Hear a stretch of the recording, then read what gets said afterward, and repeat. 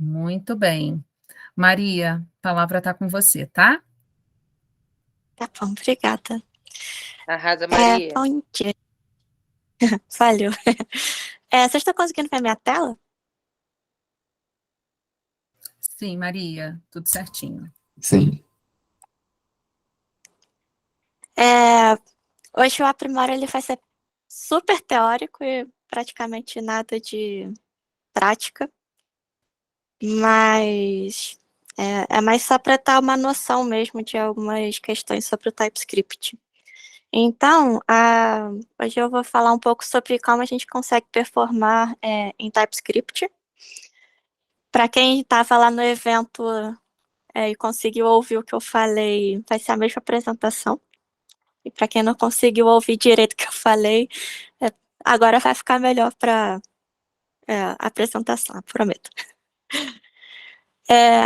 Bom, o TypeScript, ele tem basicamente a sua história contada a partir do JavaScript, né, que foi criado lá em 1995.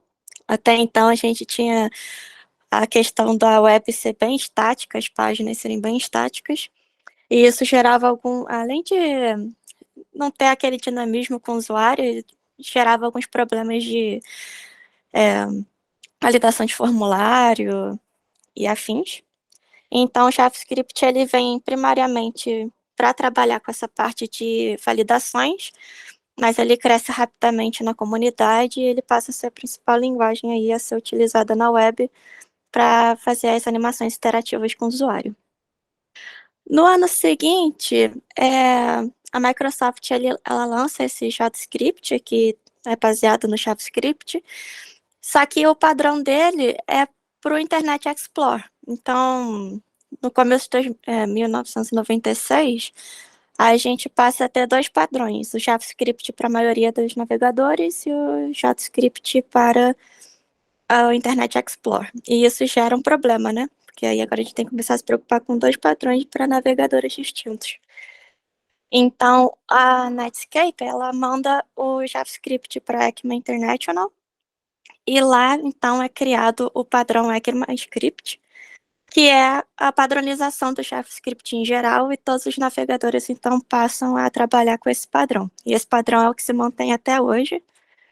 Então, até agora, 2022, a gente trabalha com ECMAScript especificamente. E uma questão interessante do JavaScript, que é o que é a grande característica dele, é o fato dele ser fracamente tipado.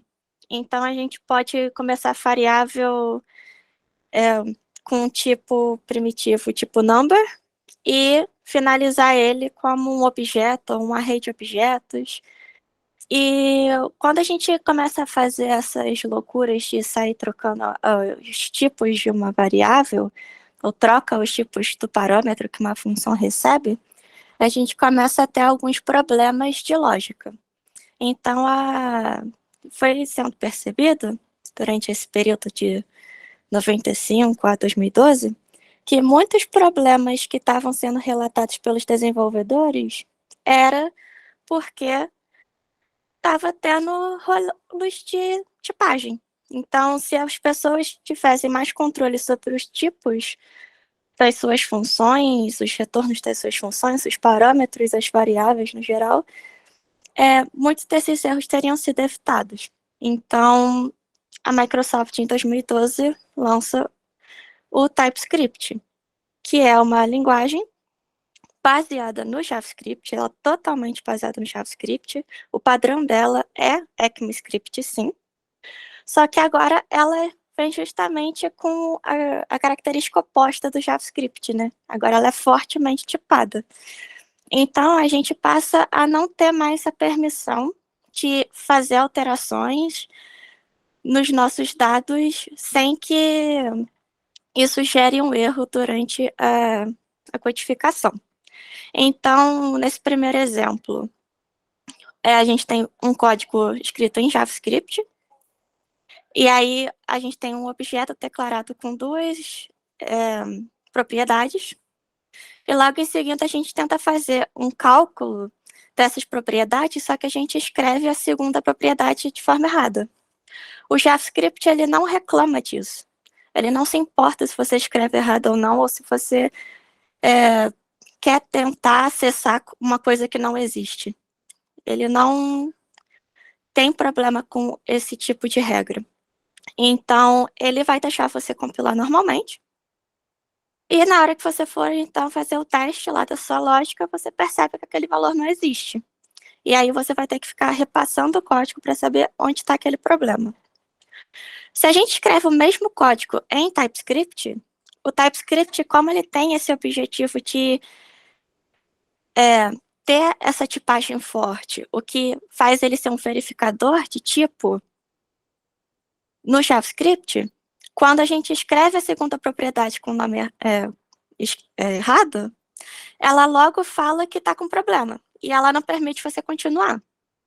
Enquanto você não resolver, você vai ficar tomando lá o erro, type error, type error, type error, enquanto você não ajustar. Então, a partir desse momento, a própria Airbnb, ela faz um post-mortem analysis que mostra que depois que eles começaram a trabalhar com o TypeScript, só o fato de começar a trabalhar com TypeScript já diminuiu em 38% os erros de código, né? Então, só usando o TypeScript já é o suficiente para a gente começar a ter uma boa performance no projeto. Mas aí, falando na linguagem em si, especificamente, como a gente pode dar uma melhorada nessa performance, a gente pode olhar para ele desde o momento em que a gente cria o projeto até o momento em que a gente já está criou o nosso projeto, configurou ele e agora a gente está vendo problemas de compilação, problemas de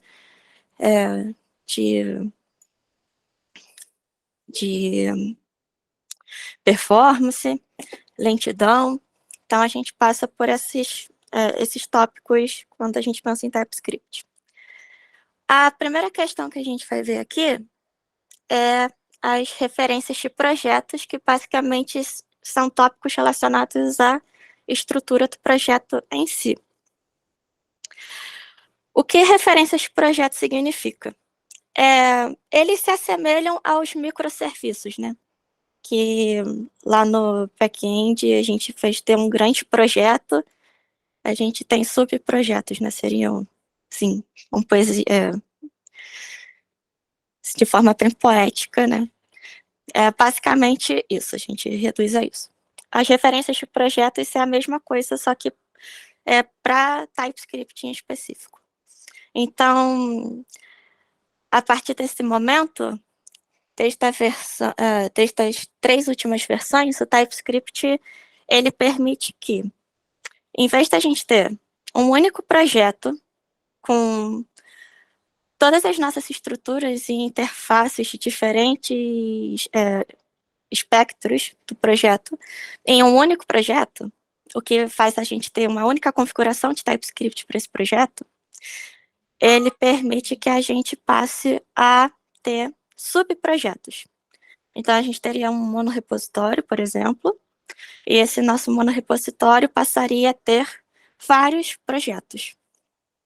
E cada projeto, ele teria a sua própria configuração, e por meio da configuração, a gente seria capaz de fazer as referências entre eles, e aí o TypeScript, ele passa a trabalhar individualmente em cada projeto, mas ele consegue entender que aquilo no macro é uma coisa só. Então, a gente consegue ter a dinâmica como se fosse um projeto único, grandão mesmo, mas o TypeScript ele consegue trabalhar individualmente em cada um deles. Então, a compilação passa a não ser mais obrigatória passar por um para então passar por outro. A verificação de um não já atrapalha a verificação do outro. Então, ele tem essa capacidade de se dividir entre esses subprojetos. Então, a gente passa a ter um tsconfig para cada subprojeto, ou projetinho, que vai ter as configurações específicas de compilação dele, E ali no nosso repositório, a gente tem um tsconfig.base.json, que vai ser o tsconfig geralzão, que seria o que tem em comum entre as configurações de todos esses subprojetos. A gente coloca nesse base para todos os outros estenderem. E a gente teria o próprio tsconfig.json para esse projeto, ou tsconfig.packages.json, tanto faz. E ele teria, então, a configuração de referências de projetos. E aí, esse arquivo passa a indicar para o TypeScript que ali é onde ele vai trabalhar. A gente não tem só um projetão, a gente tem vários projetos que se referenciam. E aí, ele já passa a lidar de forma distinta entre eles. Então, por exemplo, no tsconfig.base, a gente tem umas configurações de compilação que seriam básicas para todo mundo. E a gente também identifica quais são as pastas de entradas, os caminhos de entradas dos arquivos desses subprojetos para o TypeScript já conseguir configurar em cada projeto quais seriam esses paths, né? Para as referências. O tsconfig.json ou .packages.json, a gente identifica as referências por meio do reference, essa propriedade que vai indicar para o TypeScript que a gente vai trabalhar com referências de projetos. Então, a gente precisa dessa estrutura no tsconfig do repositório para o TypeScript entender que aquilo ali está tudo separado. Essa é a indicação.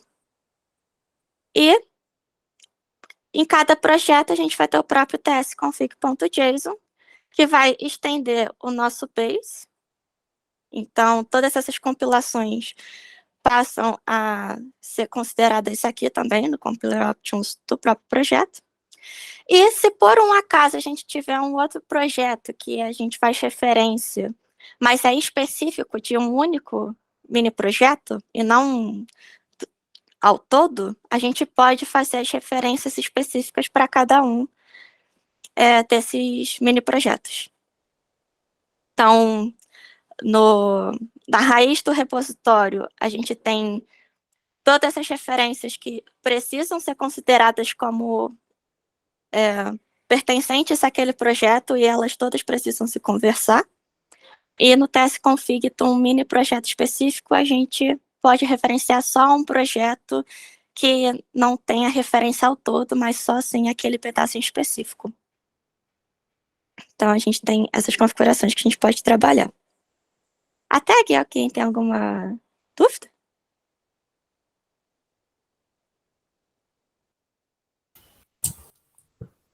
Certo. Tá, beleza.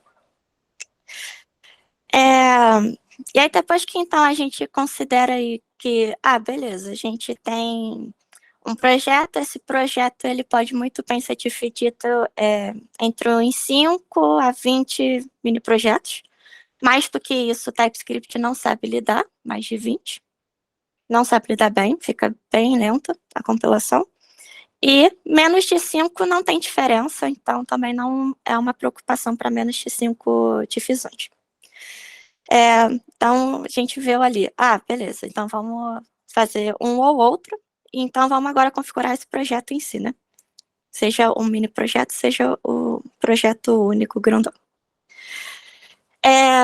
O tsconfig, ele é o local onde a gente vai especificar quais são as pastas e arquivos que a gente vai ter que considerar para compilação e quais são as pastas e arquivos que precisam ser desconsiderados para a nossa compilação.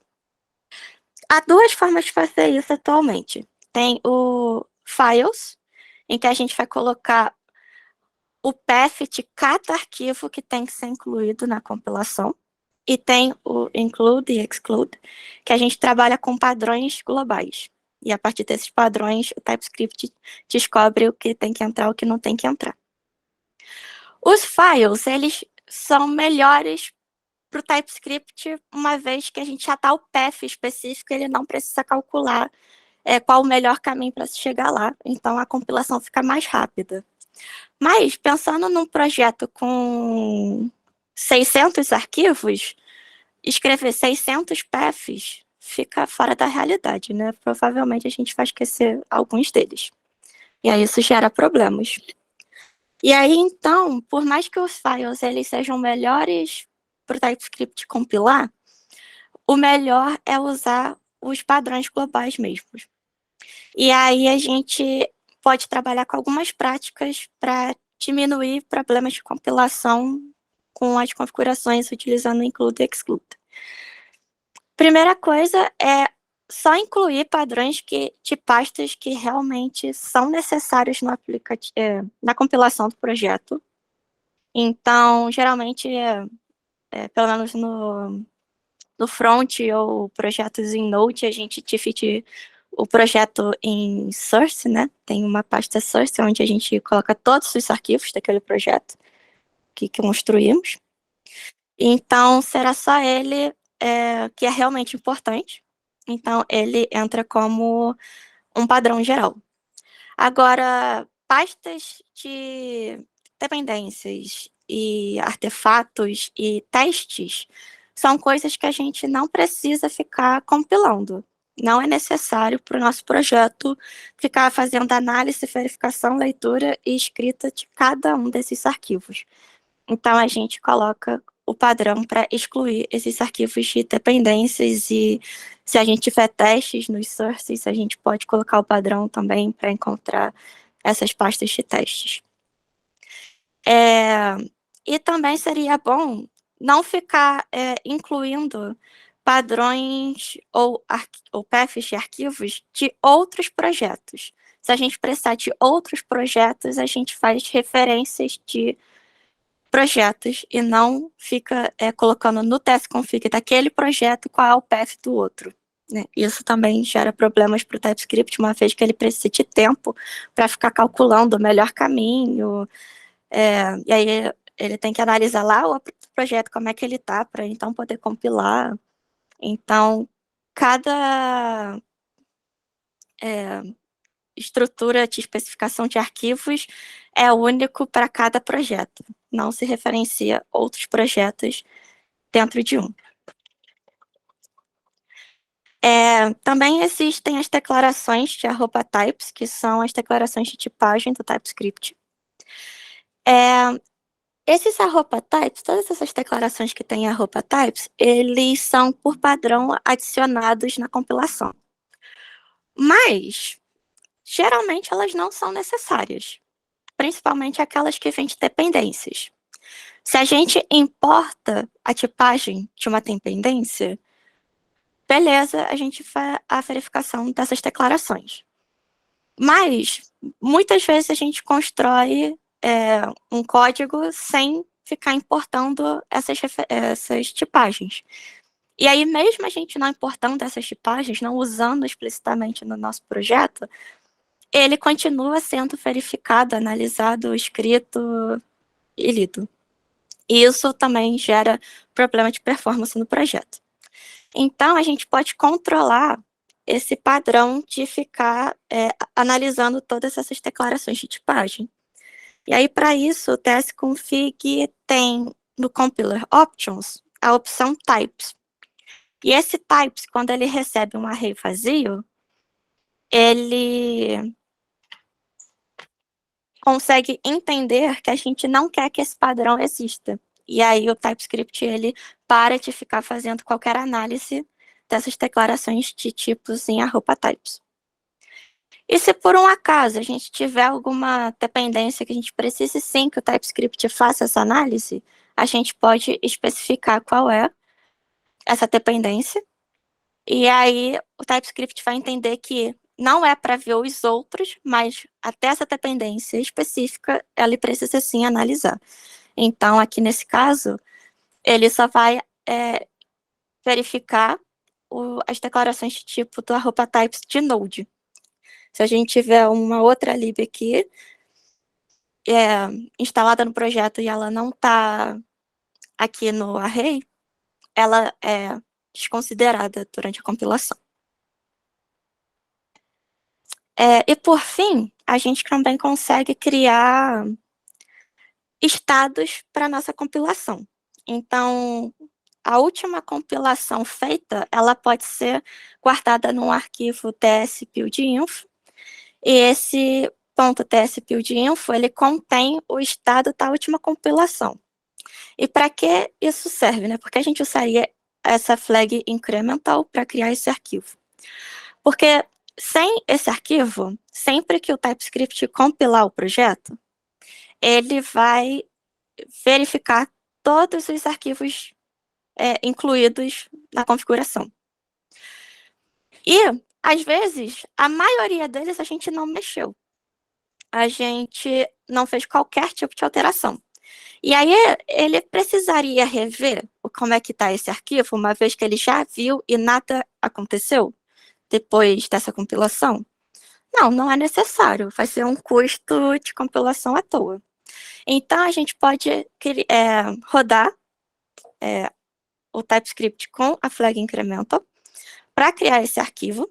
E esse arquivo vai indicar, na próxima vez que for compilar o projeto, qual foi os únicos arquivos alterados, quais são o mínimo de arquivos necessários a serem verificados. Então, aqueles que forem alterados por qualquer motivo, o TypeScript consegue perceber, beleza, esse daqui está diferente do que está no estado, e então eu vou reavaliar esse arquivo.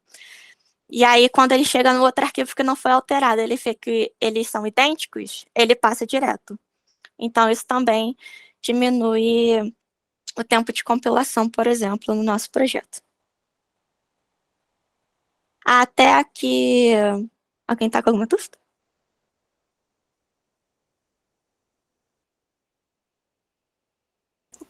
Não. Ok, então suave. Tá, beleza. Então, a gente já viu como a gente pode pensar em relação à estrutura do projeto em si, como a gente pode dar uma melhorada aí durante a configuração do projeto e a compilação. E aí a gente vai pensar no código mesmo. Na hora que a gente for começar a escrever os códigos, todas aquelas boas práticas e padrões que a gente tem no ECMAScript vale para o TypeScript. Não tem diferença. São os mesmos padrões, pós-práticas para ser utilizada nos dois. Então, o que a gente tem que se preocupar especificamente com o TypeScript? A gente tem que se preocupar, então, com as tipagens, que é o que a gente vai ver aqui. Atualmente, o TypeScript ele trabalha com duas formas de tipagem, as interfaces e os types. As interfaces, quando comparadas aos types, elas são mais consistentes, elas são capazes de fazer análise de conflitos e indicar para o desenvolvedor que aquilo que existe uma propriedade de conflito durante um relacionamento, e elas também são armazenadas em cache. Então, o acesso a elas são mais rápidos. Os types, eles são menos inconsistentes, uma vez que quando a gente trabalha com relacionamentos, eles fazem a fusão dessas propriedades de forma recursiva. Então, ele não indica conflito, ele não consegue entender que tem um conflito para indicar para a gente resolver. O type, ele só vai resolvendo tudo do jeito dele. Então, se a gente tiver a mesma propriedade em 3 tipagens diferentes, em cada tipagem essa propriedade tem um valor, ele não consegue entender que isso é um conflito. Aí ele resolve para a gente e isso gera inconsistência, uma vez que ele coloca o valor como never. E os types também não são armazenados em cache, então o acesso à interface é bem mais rápido que no type. Então aqui tem um exemplo do que seria uma interface, um type simples, e uma interface, um type com relacionamentos. Uma interface ou um type com simples, elas se comportam da mesma forma, então não necessariamente a gente precisa se preocupar em só usar a interface, por exemplo, a gente pode usar o type, porque em tipagem simples, os dois acabam se comportando de formas parecidas e o TypeScript, então, vai lidar mais ou menos igual entre eles, não tem um custo real aí entre os dois. Mas quando a gente trabalha com relacionamentos,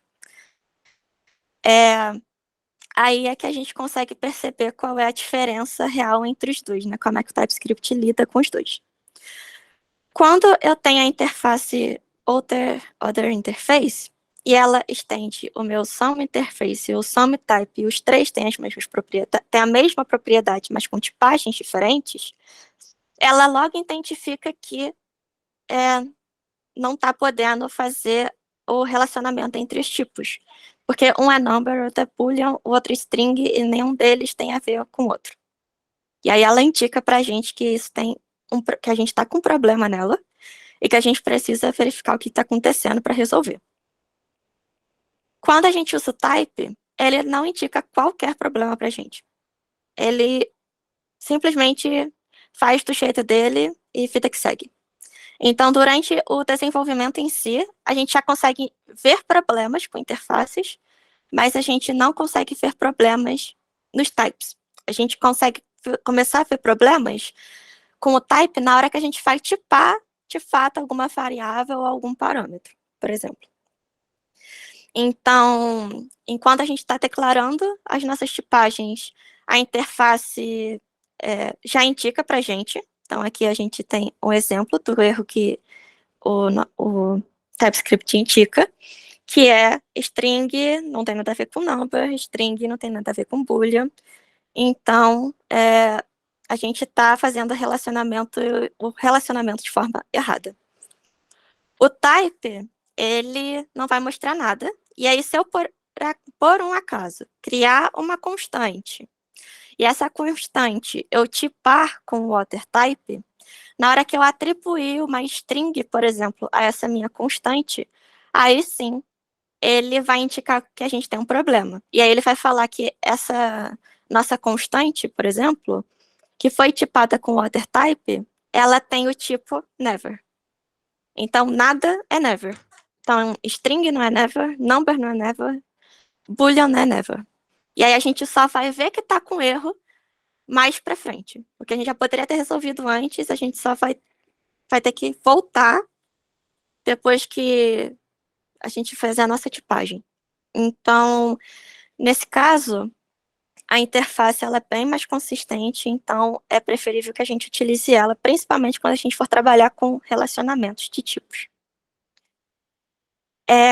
A outra coisa também é que o TypeScript permite a gente tipar. Então, a boa prática é a gente tipar.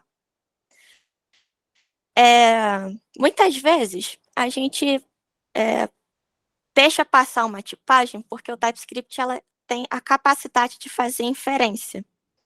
Então, a gente não precisa colocar aqui uma constante do tipo string explicitamente. A gente pode só atribuir uma string a essa constante e o TypeScript ele já vai inferir que é o tipo string. Enquanto a gente só está trabalhando assim, num arquivo com umas poucas variáveis, isso realmente não vai gerar muito custo durante a compilação do nosso projeto. Mas a gente começar a criar arquivos que tenham, por exemplo, uma função. Essa função retorna um tipo result. E a gente vai chamar essa função em outro arquivo. Se a gente não fazer a tipagem do nosso retorno de função, o TypeScript ele vai ter que se virar para fazer essa inferência de tipo na função do outro arquivo. Então, aqui nesse primeiro arquivo, a gente tem uma função que retorna uma promise result, e no segundo arquivo eu importo esse make request e retorno ele como um retorno dessa do stuff. Se a gente não tem a interface result, a gente vai obrigar o TypeScript a ter que fazer várias análises para conseguir entender o que ele vai colocar durante a verificação de tipo. A gente tá um trabalho do cacete para o TypeScript para inferir esses tipos. Se a gente explicitamente tipa o que é o nosso retorno, nesse caso, quando ele for fazer a declaração de tipo que ele usa para ficar durante a compilação, ele já consegue ir pegar qual é a interface e colocar como retorno da nossa segunda função lá no outro arquivo. E aí a única preocupação dele é calcular qual é o caminho mais rápido para chegar nessa tipagem. Isso gera menos custo para o TypeScript do que se a gente obrigar ele a fazer tudo sozinho. Então, usar anotações de tipo é importante, sim, para a compilação do nosso projeto ser mais rápido, para o TypeScript poder, depois, lá, durante a execução, trabalhar de forma bem mais rápida. E outra coisa também, que a gente tem que pensar nas tipagens, é que, assim, a gente tem as uniões, que é essa estrutura aqui de ou, né, que a gente coloca durante uma tipagem. Isso daí é legal quando a gente precisa especificar valores que aquela propriedade tem que ter. Então, a propriedade day, ela só pode ter os dias úteis da semana. Então, as uniões são ótimas para isso. Elas vão nos ajudar bastante a especificar qual é o valor daquela propriedade. Mas, se a gente for usar essas uniões durante a declaração de uma função, e aí a gente coloca essa união como tipagem de um parâmetro de função, o TypeScript ele vai ser obrigado a fazer a verificação do valor enviado nessa função para os dois tipos. Então, mesmo que o weekday Scradle ele dê ok e fale tá tudo ok aqui, a tipagem está de acordo comigo, o TypeScript ele obrigatoriamente vai fazer a análise do segundo tipo. E isso também começa a gerar custos durante a compilação. Então, se a gente só tem duas uniões, nesse caso, é tranquilo, não tem um custo real. Mas se a gente passa a ter várias uniões, mesmo que a primeira seja certa, e o TypeScript viu que a primeira é certa, ele vai fazer todas as outras. E isso deixa a coisa mais lenta. Então, é interessante que, em alguns casos, a gente passe a trabalhar com subtipos, que basicamente é criar uma nova tipagem que tenha as propriedades que são realmente necessárias a ser verificada para aquele parâmetro. E aí a gente tipa aquele parâmetro com essa nova interface. Então, é melhor para o TypeScript a gente ter mais uma interface declarada e utilizar essa nova interface para tipar o nosso parâmetro, por exemplo, do que a gente ter só duas interfaces, mas colocar eles para trabalhar, colocar o TypeScript para fazer análise de uniões. Então, quando a gente precisar fazer essas uniões em parâmetro ou em algum retorno, algo do gênero, que for possível a gente fazer uma extração para uma nova interface tipar esse valor de parâmetro ou propriedade, ou seja lá o que for, com essa nova interface, é preferível criar uma nova tipagem do que a gente trabalhar com uniões nesses casos, que vai deixar a coisa mais rápida no projeto. E por fim, também pensando em tipos, a gente tem tipagens que podem ser mais complexas, né? A escrita dela é mais complexa, a análise delas é mais complexa. E aí a gente pode pensar, beleza, a interface ela é mais consistente, ela fica em cachê e o type não. Então, eu só vou usar a interface, porque já que é mais consistente, a gente só usa a interface. Mas aí, quando a gente chega num tipo complexo e a gente faz essa tipagem numa interface, a gente está fazendo o quê? A gente está aumentando o que está salvo lá no cachê. E aí, talvez coisas mais importantes que precisavam estar lá, podem não estar lá, né? Vai que não está lá, né? Por causa que não tem mais espaço. Aí tem que ficar fazendo esse calculate memory, esse tipo de coisa. Então, no caso de tipos complexos, já não é interessante a gente usar interface. É melhor a gente deixar num type. A gente cria uma interface básica, né, mais simples, que a gente tipa o retorno dessa nossa tipagem com um type.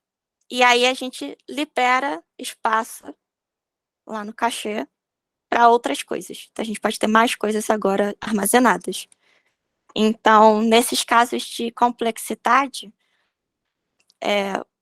a gente não precisa ficar só com aquela regra de não, vamos usar a interface, vamos usar a interface. A gente pode fazer a extração e usar os dois. E aí um vai ajudando o outro durante a nossa execução do projeto. Até aqui, alguém tem alguma dúvida? Beleza. E aí, pode falar.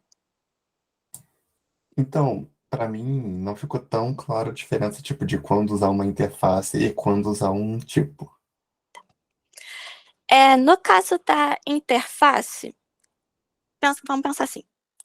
Eu vou fazer uma declaração de tipo simples, ou seja, é só algumas propriedades, essas propriedades têm seus valores primitivos, basicamente. É um negócio bem simples mesmo. Não tem nada que a gente tem que parar e ficar pensando o que está acontecendo ali, né? Seria um negócio mais ou menos assim. Nesse caso, em que ele é bem simples mesmo, igual aqui, é só uma propriedade, não tem qualquer relacionamento nem nada, tanto faz. Você pode usar um ou outro. E aí você pode pensar aí num padrão de projeto que o seu projeto está utilizando.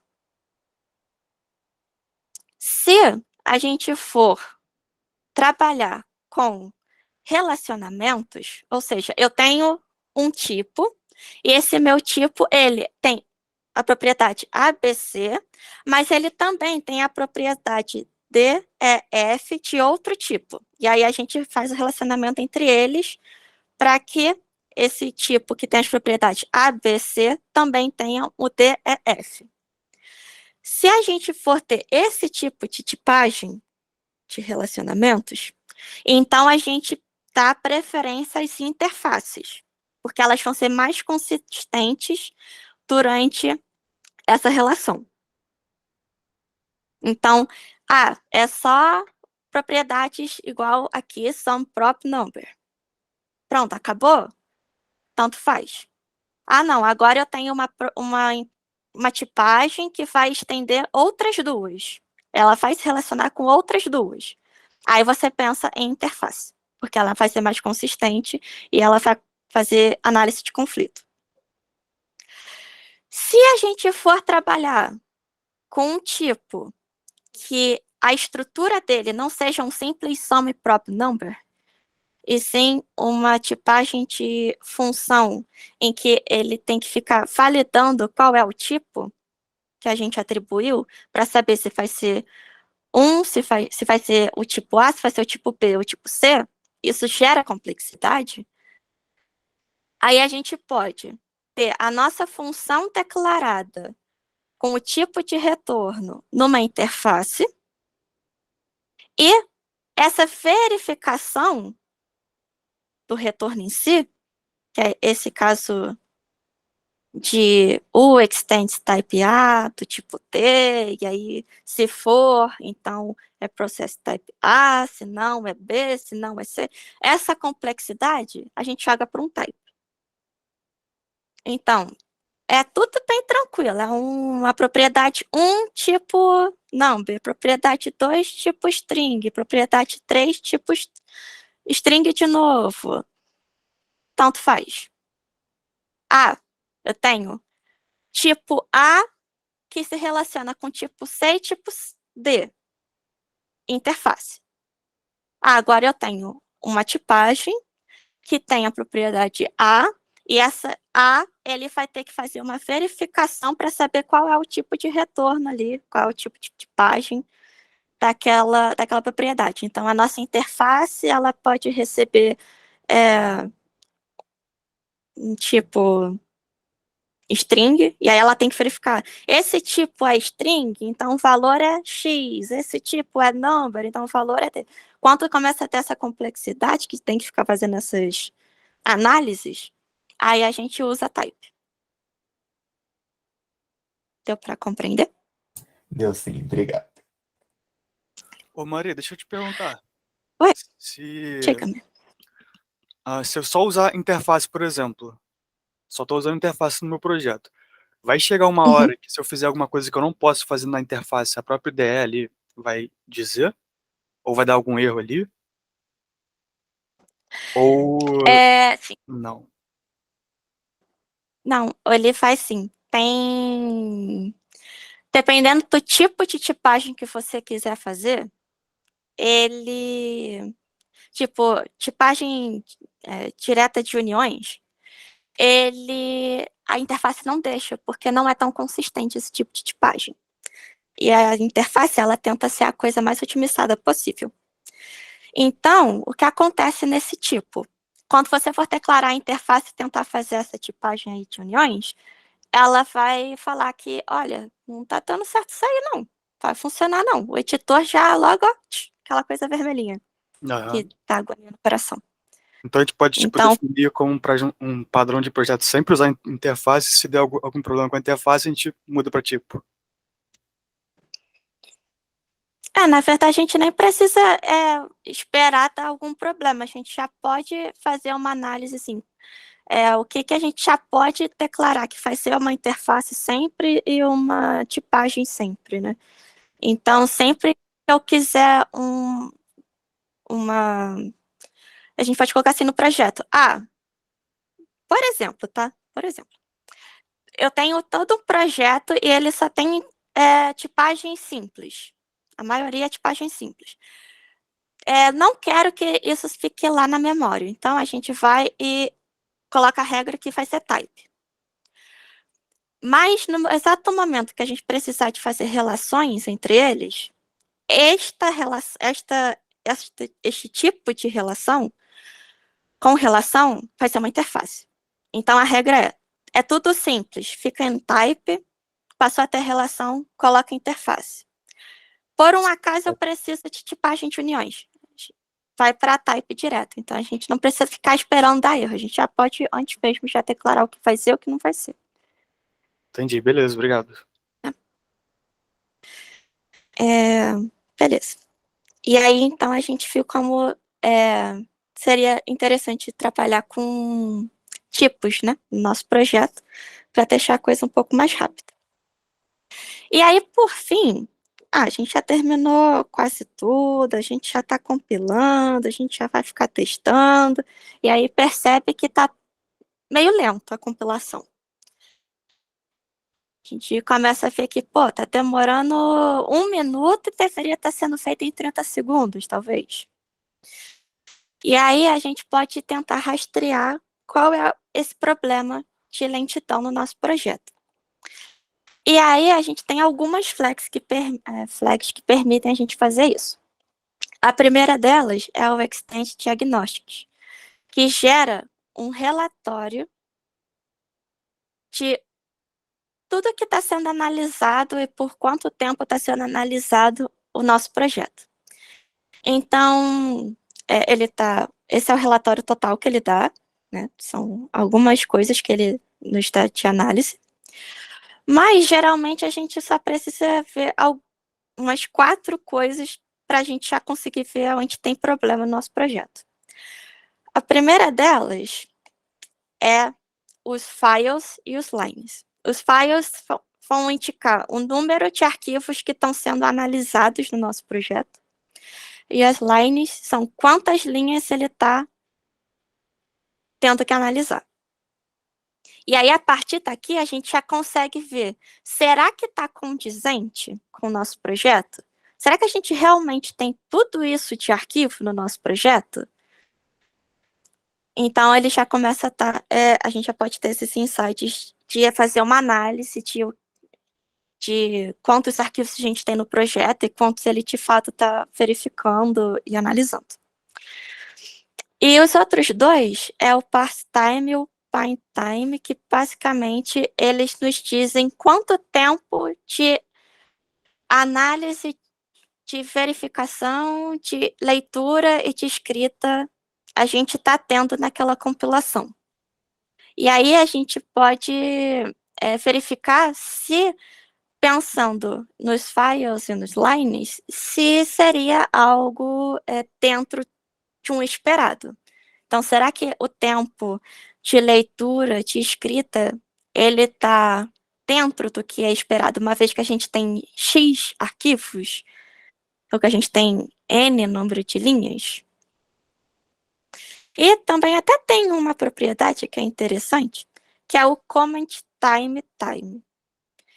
Essa propriedade, ela indica quanto tempo ele está levando para ficar analisando os nossos comentários em código.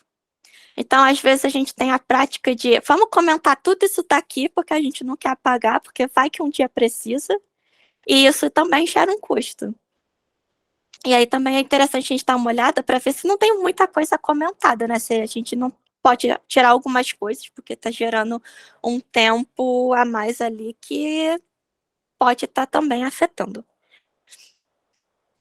Mas, basicamente, a gente consegue, com essas 4 linhas, já verificar, ter uma noção do que pode estar acontecendo no projeto. E aí, depois que a gente viu lá que tem um problema, assim, com arquivos, eu tenho 2 arquivos no source, e ele está mostrando para mim que ele está analisando 6 arquivos. Aí, o que a gente pode fazer? A gente pode rodar a flag list files only, e aí ele vai dar para a gente arquivo por arquivo. E aí a gente consegue ver quais arquivos estão sendo analisados pelo TypeScript.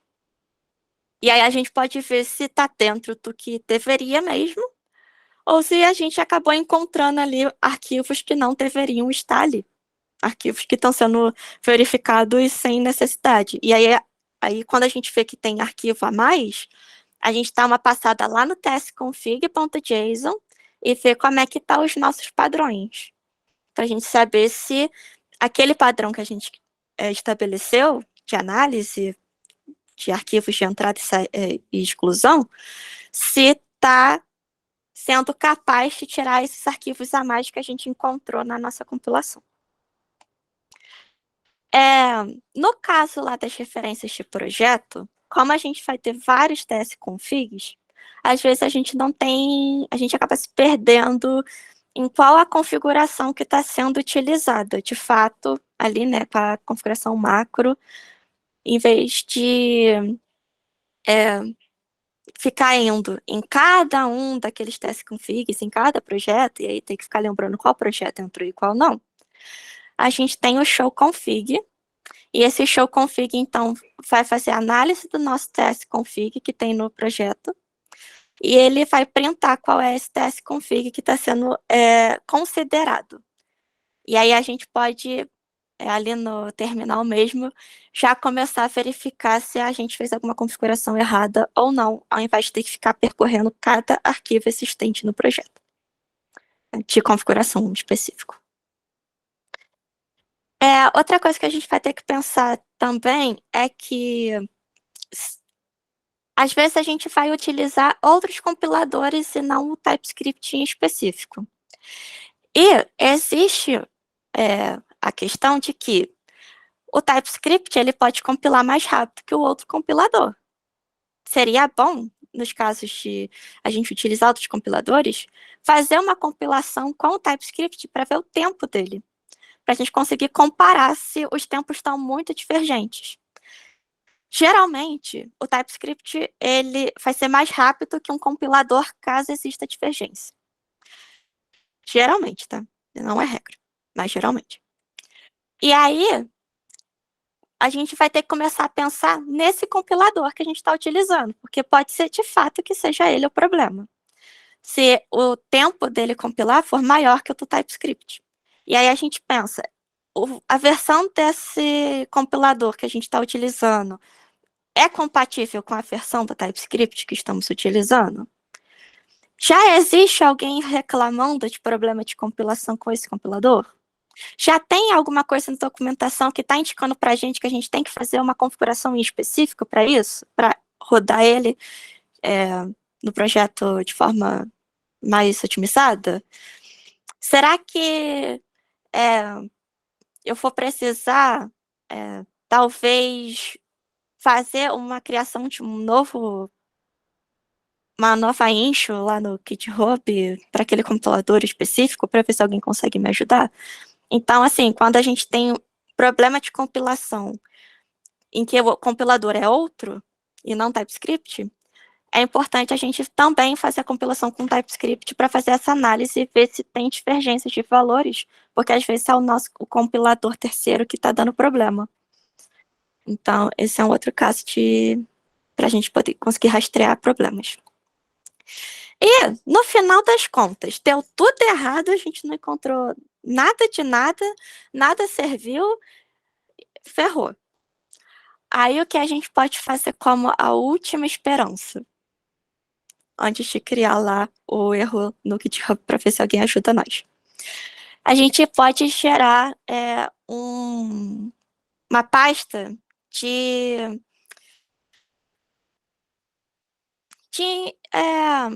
informações de saída, né? É tipo um log, vai gerar um log lá para nós.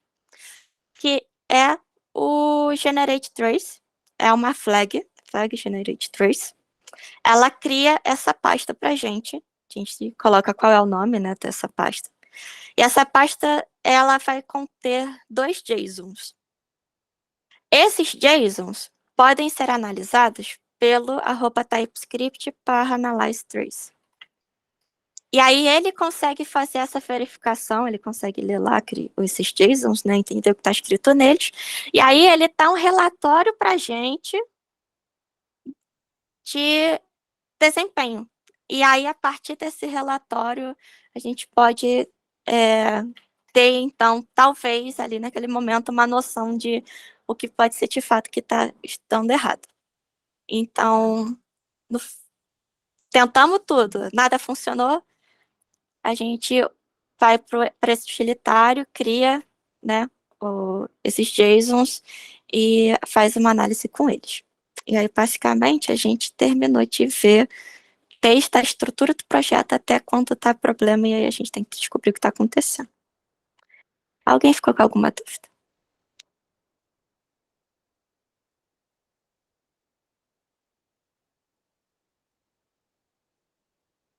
Espera aí, pessoal, um de cada vez. Vocês querem falar todo mundo ao mesmo tempo?